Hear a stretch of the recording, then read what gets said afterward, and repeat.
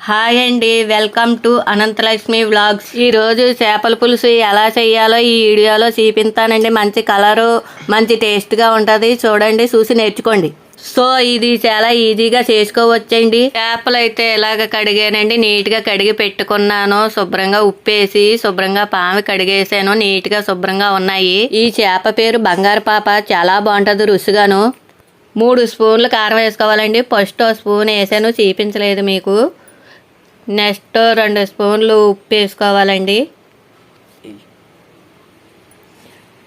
ఇవి వేసి బాగా ముక్కలకి బాగా పట్టించాలండి. శుభ్రం కలుపుకోవాలి. ముక్కలకి అన్నిటికి ఉప్పు కారం పట్టేలాగా శుభ్రంగా పట్టించేసుకుని శుభ్రంగా బాగా కలుపుకోవాలండి. ముక్కలకి అన్నిటికి ఉప్పు కారం పట్టించి బాగా కలుపుకోవాలండి. ఇలాగ నేను చూపించినట్టుగాను ముక్కకు ముక్కను మామూలుగాను చూడండి ఎలా కలుపుతున్నాను. అలా కలపాలి. ముక్కలకి అన్నిటికి ఉప్పు కారం పెట్టించేటట్టు చేస్తే పులుసు బాగుంటుందండి. మా ఛానల్కి ఎవరైనా సబ్స్క్రైబ్ చేసుకోకపోతే వెంటనే చేసుకోండి. ఇలా కలిపిన దాన్ని 15 నిమిషాలు పక్కన పెట్టేసుకోండి. ఇప్పుడైతే స్టవ్ వెలిగించుకోవాలండి. స్టవ్ మీద ఒక పాన్ పెట్టుకోవాలండి. పాన్ కాగిన తర్వాత ఆయిల్ వేసుకోవాలండి. నేనైతే గోల్డ్ డ్రాప్ వాడతానండి. నేనైతే 2 గరిటెలు ఆయిల్ వేస్తున్నాను. 2 గరిటెల ఆయిల్ అయితే కరెక్ట్గా సరిపోద్దండి. ఆయిల్ వేసిన తర్వాత వేడెక్కిదాకా ఆగాలండి. ఆయిల్ వేడెక్కిన తర్వాత అయితే పచ్చిమిరపకాయ ముక్కలు వేయాలండి. పచ్చిమిరపకాయలు అయితే నేను ముందే కోసి పెట్టుకున్నానండి. పచ్చిమిరపకాయలు కొంచెం చిటపట్లు ఆడేదాకా వేపుకోవాలండి.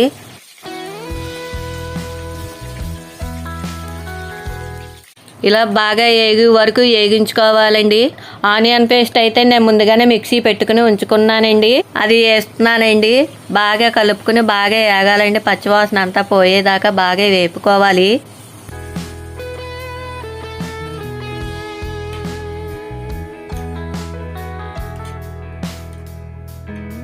ఆనియన్ పేస్ట్ వేగిపోయిన తర్వాత టమాటా అయితే ఇలా పిసికానండి. ఇది వేసుకుని బాగా కలుపుకోవాలండి. ఇది కూడా బాగా వేపాలండి. బాగా వేగితేనే టేస్ట్ వస్తుందండి.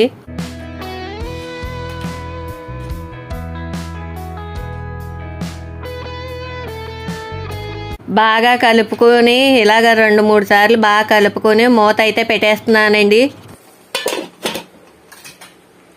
ఇప్పుడైతే మూత తీసి చూద్దామండి. ఇదిగో ఇలా వేగిందండి. బాగా వేగింది కదా. ఇప్పుడైతే అల్లం వెల్లుల్లి పేస్ట్ వేస్తున్నాను. 2 స్పూన్లు అండి అల్లం వెల్లుల్లి పేస్టు. అల్లం వెల్లుల్లి పేస్ట్ వేసుకున్న తర్వాత బాగా కలపాలండి. అది కూడా కొంచెం స్మెల్ పోయేదాకా బాగుంటుంది బాగా వేగితేను. ఇది బాగా వేగిన తర్వాత చిటికెడు పసుపు వేస్తున్నాను. పసుపు వేసి బాగా కలుపుకోవాలండి. బాగా కలుపుకుని బాగా వేపుకోవాలండి. బాగా వేగితేనే స్మెల్ రుచి పులుసు బాగుంటుందండి. ఇందులో అయితే ఇందాక ఉప్పు కారం పట్టించుకున్న చేప ముక్కలు ఉన్నాయి కదండి, అవి వేసేద్దాము.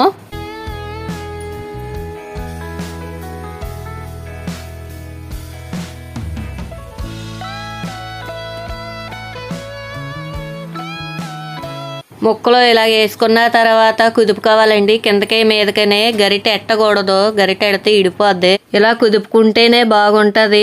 ముక్క ఇడిపోకుండా ఉంటుంది. పులుసు బాగుంటుంది. ఇప్పుడైతే గరిటెతోటి ఇలా నెమ్మదిగా తిరగేయాలి. కిందకి మీదకనే నెమ్మదిగా ముక్క ఇడిపోకుండా చూసుకోవాలా. ఇప్పుడైతే ముందుగా నేను చింతపండు రసం చేసి పక్కన పెట్టుకున్నాను. అది వేస్తున్నాను.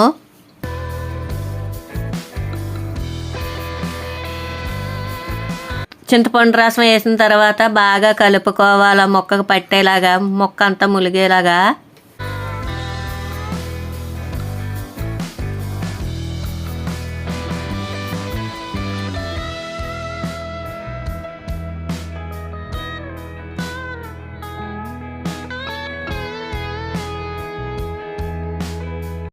ఇప్పుడైతే నేను 2 స్పూన్ల ఫిష్ మసాలా వేస్తున్నాను.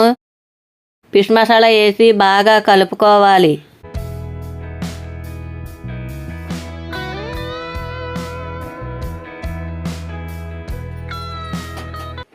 ఇలా కలుపుకున్న తర్వాత అయితే ఒక 5 నిమిషాలు మూత పెట్టేస్తున్నాను. ఇప్పుడైతే మూత తీసి చూద్దాము.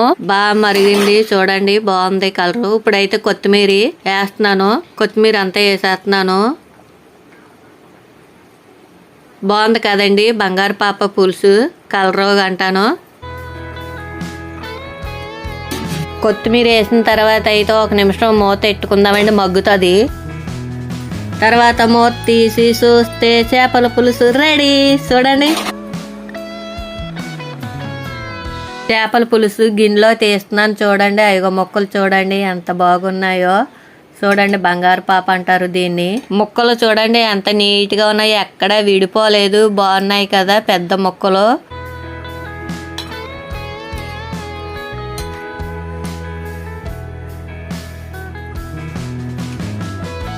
ఈ వీడియో కనుక నచ్చితే లైక్ షేర్ చేయండి. మన ఛానల్కి సబ్స్క్రైబ్ చేయండి.